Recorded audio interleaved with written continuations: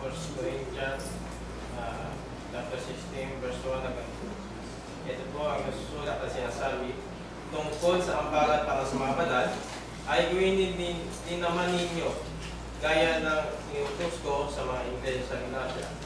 Di unang araw na sa linggo, ang bawat isa sa inyo ay magpupot at magsimpas ayon sa kanyang iniginhawa upang huwag nang gumawa ng ambagan at pariento.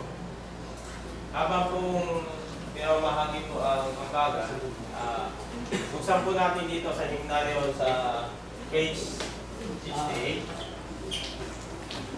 Kakantahin po natin itong una hanggang huli.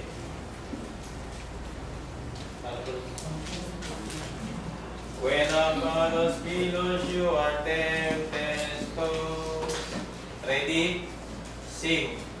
When upon those pillows you are tempted, when you are discouraged, thinking all is lost, count your many blessings, name them one by one. When it will surprise you what the Lord has done. Count your blessings, name them one by one. Count your blessings, see what God has done. Count your blessings, name them one by one. Count your many blessings, see what God has done. So amid the conflict, whether great or small, do not be discouraged, God is over all. Count your many blessings, angels will attend. Help and comfort give you to your door is sent. Count your blessings, name them one by one. Count your blessings, see what God has done. Count your blessings, name them one by one. Count your many blessings, see what God has done.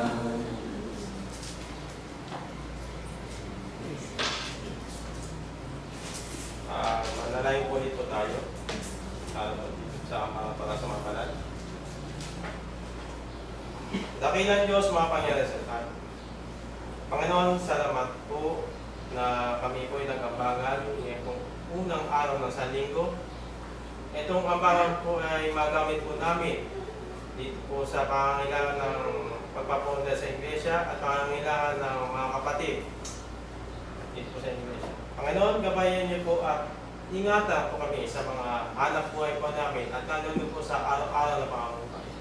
Panginoon, dinadalangin po namin ang mga kapatid po namin na hindi po nakadalon dito po sa Kalambahan. Kung ngayon po unang araw na sa linggo ay susunod pong na araw ay makadala po sila at makapiling po namin para po sa pangaralan sa pamamagitan po ng pagbabasa ng banal na kasulatan. Panginoon, Kaya na pong bahala po sa amin na ingatan niyo po kami, lalo po sa aming mga sarili po namin, na lalo po sa mga pagsubok na dinadaanan po namin ay mabigyan po ng solusyon.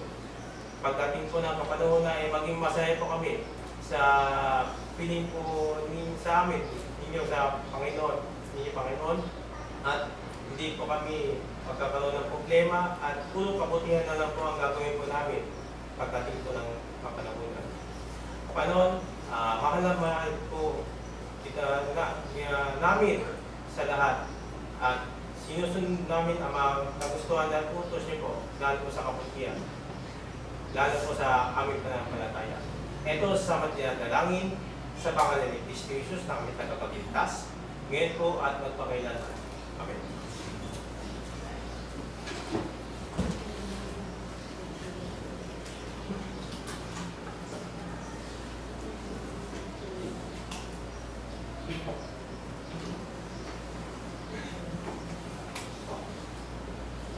Morning po sa lahat. Tayo ulit natin para sa pagtatanungan. May nasa bang tanong po sa atin? Mula po, sa pagbabalita lang po, may nais po kayo balita. Schedule natin.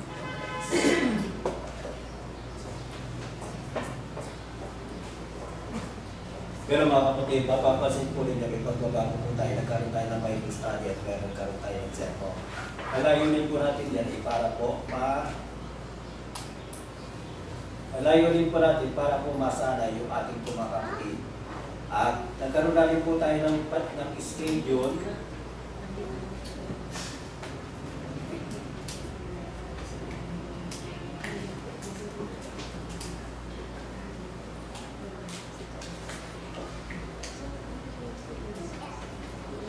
Ito po yung schedule natin for the next po sa loob ng 2 weeks. So yung pong susunod po na schedule po natin, kukunin po natin sa susunod na linggo, meron po kami pag-meeting. At marami pa kami na ayusin, na narapat ayusin. Okay? So makitandaan lamang po sa kalalakihan, titingin lamang po yung inyong pangalan kung saan po yung schedule ninyo. Maraming salamat po. Kung na lang po tayong ibabalita ay tumakbo po tayo sa ating closing song.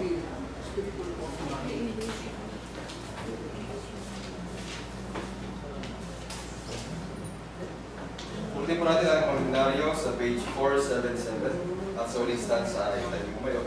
Ngayon po natin si Brother Chay po para sa 477.